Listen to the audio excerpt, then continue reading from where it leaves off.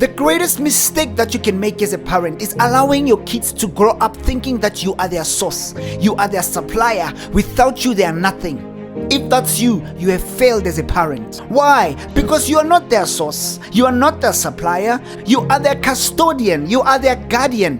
God has entrusted you with their lives. Let them know that the food we are eating every night is not because mommy is working a great job. God gave mommy a job so that mommy can work and be able to take you to school and buy you food and buy you clothes and everything that you have. So you ought to be grateful. You ought to learn to pray before you eat. For everything that you have, be grateful.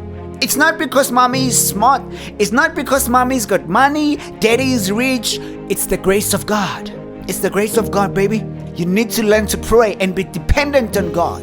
When you wake up in the morning, the first thing you do, you pray. God, thank you for my mom and my dad. Thank you that we've got a house. Thank you that you've given them jobs so that they can be able to work and take care of me. Thank you that I'm able to go to school. Thank you that every night before we sleep, we've got something to eat. That's the right thing to do. Teach your kids to pray. Let me tell you something, the greatest gift that you can ever give to your children is to teach them how to pray. If you've taught your kids how to pray, let me tell you something, they've already conquered 90% of the challenges that they're going to face in life. Why? Because you'll not always be around. You don't know the places where they go. When you are at work, they are at school. You don't know what's happening. Kids die every day.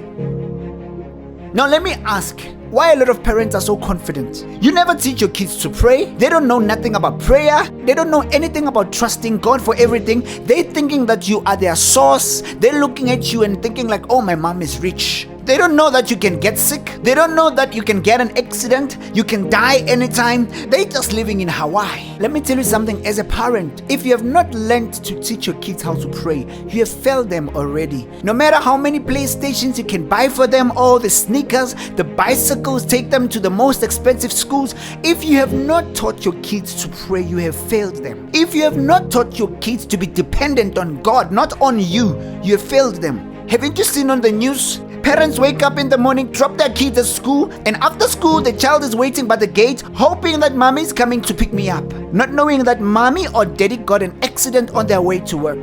They're not coming back for you, baby. You're all alone. What's gonna happen to that child when he or she has to face the world all alone when you're not there? Why? Because you have not taught them the importance of prayer, to trust in God, to be dependent on God. Sometimes, even if you've got all the money in the world, teach your kids to be dependent on God. Let them know that everything they have comes from God. Teach your kids to pray. Let them know the word.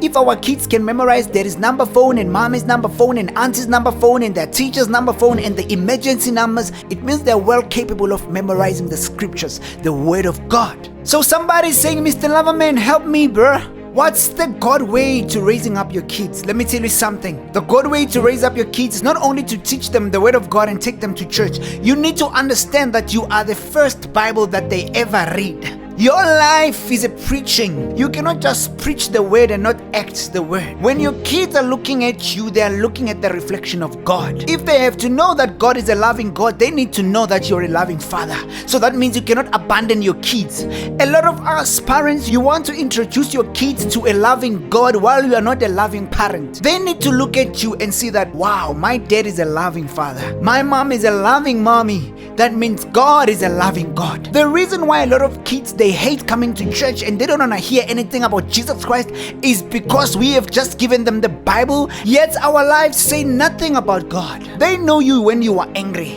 You swear at them, you push them away, you neglect them, you reject them, you discourage them, you call them names, you tell them how bad their father used to treat you, you're taking out all your anger on them.